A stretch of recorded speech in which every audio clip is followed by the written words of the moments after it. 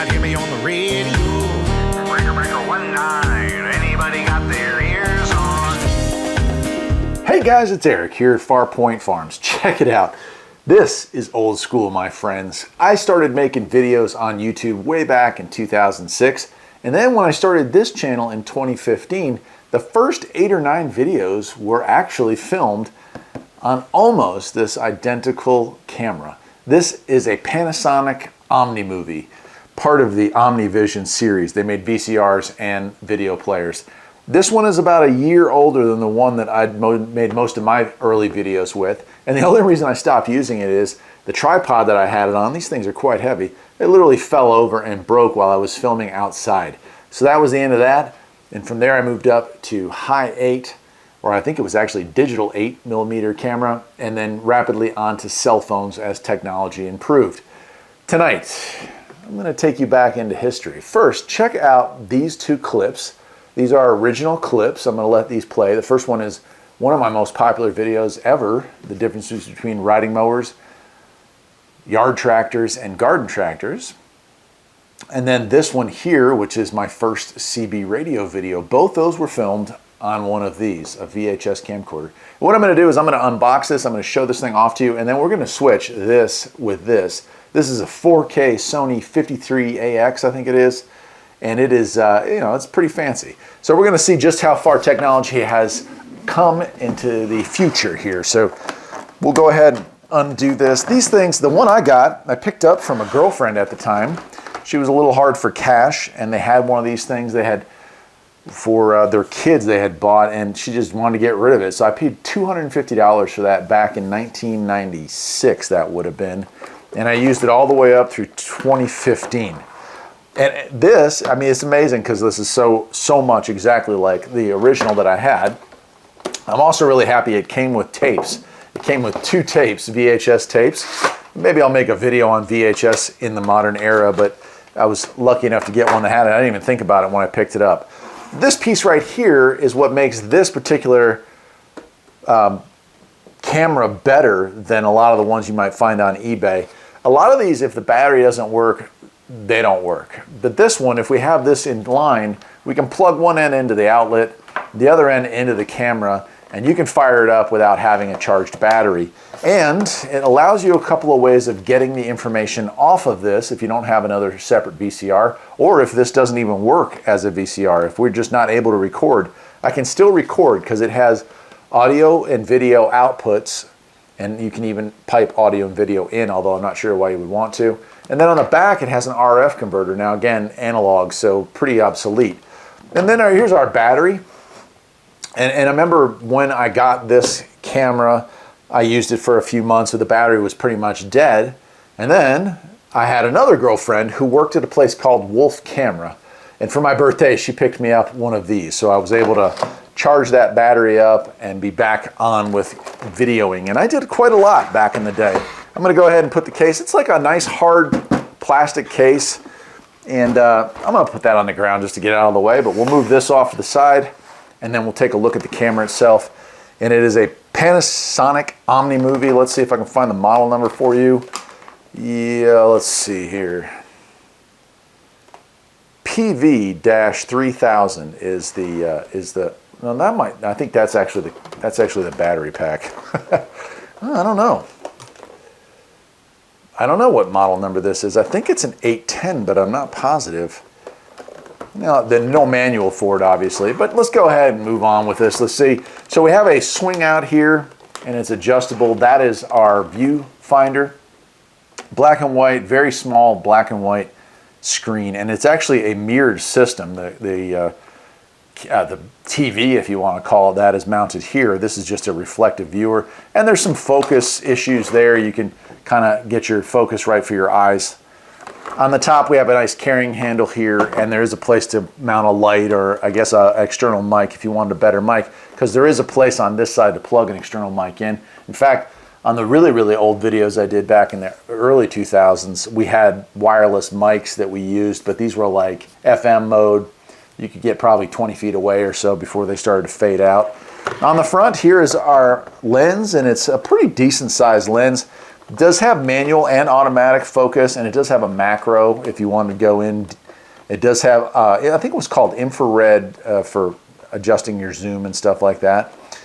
On this side, we have a fade button, so you had very few special effects, but it did have fade, and of course you had compensation for backlighting. Down here at the bottom, we could switch to manual focus or leave it on automatic. Standby. And what's that one? I don't remember that one. RVW, not familiar with that one. And of course, like any of those old things, you could actually have date and time set on the screen, which was, you know, kind of an interesting thing. I don't know why that was so popular back then, but it really was. And in some ways, it's kind of cool to have that because then you know, well, I remember when this was filmed. Here we have our little boom mic. Now the little felt or whatever you call that, that foam over that is pretty well done for, so it's not too good. It did have a camera cap. What's really weird is this cap does not fit this lens unless there's a piece missing. It doesn't fit on there, so I'm not sure what that's all about. And a little carrying handle on this side. Now automatic zoom forward and back is there, and it's a little hard to see, but the red button there is actually our record button. On the back here, we have our power input. We have our battery port with a release button there. And then we have a remote and a phone jack. I'm not sure, that would probably be for hearing. And the remote jack, I guess you could operate this on a wired remote. I don't remember ever having that. Lastly, up on top here, we have our controls. We have tracking, we have eject, and we have a variety of controls there. This here, if we slip it down, we're in camera mode. If we slip it up, we're in VCR mode. Kind of an interesting setup. And that's it. So what I'm gonna do now is I'm gonna power this thing up, and I'll show you what it can do and what it can't do. Now you can't have a battery charging and have the unit powered up at the same time. That was kind of a limitation of the device, but I don't recall that I ever needed to do that, honestly. I'm trying to make sure I'm plugging this in the right way. There we go. So we'll get this off here. We'll put our tape to the side. There is a tape in it, and yeah, we're ready to rock and roll. To power the unit up, you press your power button right here, and you can hear it start humming, hopefully. And it takes it a while to get up to speed. I won't lie to you about that. So right now it's on VHS mode. I switched it over.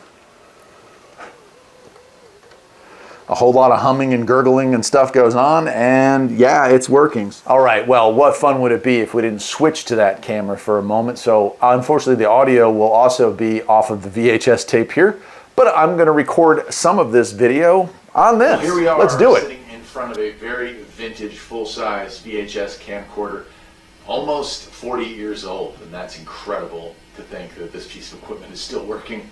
Who knows how old the tape that's in there, but it's certainly been recorded over a few times. And of course, we won't know how good this comes out until we edit it later on, but I'm just having a fun time with it. Until this moment, I really couldn't tell you the reason why I bought it. My wife asked me, why do you want this? Why do you need this? I wanted it because I wanted to have that nostalgic trip. I wanted to feel like it felt to stand in front of that camera for the first time. Modern cell phones do all of this 20 million times better, but they don't reproduce that, which you can't see right here. And that is a full-size, studio-looking piece of equipment that is recording me right now. It's humming, it's buzzing, the lens is moving back and forth. I mean, it's really struggling to do the simplest of tasks right now, but it's there. And I think back to the first time I picked up a camcorder, that was 1987 or early 1988, and filmed my first few videos as part of a media class in high school.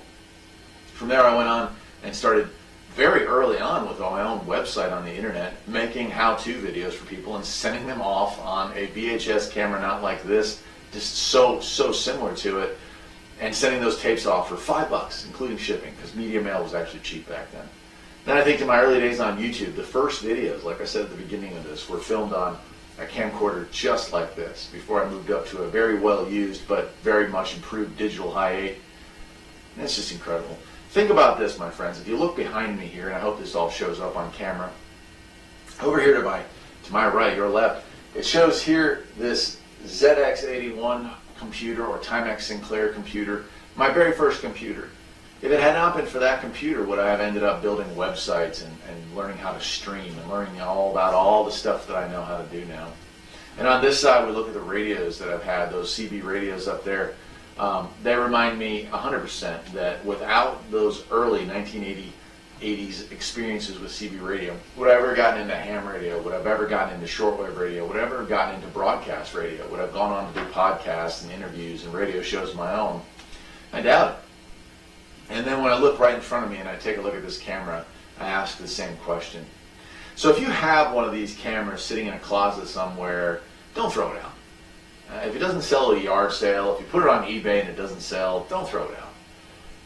Give it to anybody. Give it to anybody that's interested. Find some kid out there who looks at old tech the way I look at old tech, and they're interested by it. Give it to them and let them explore it. Let them see the difference between what we have and what we had. Because taking a look at the ZX81 that I have here and turning it on and playing with it, and then looking at what we have is so incredibly, vastly different. And when we look at CB radio and ham radio and shortwave radio, and then we look at the world of digital streaming, so vastly different. But none of these technologies are actually obsolete, are they? They're just old, like I am. I guess that'll do it for today, my friends. Till next time.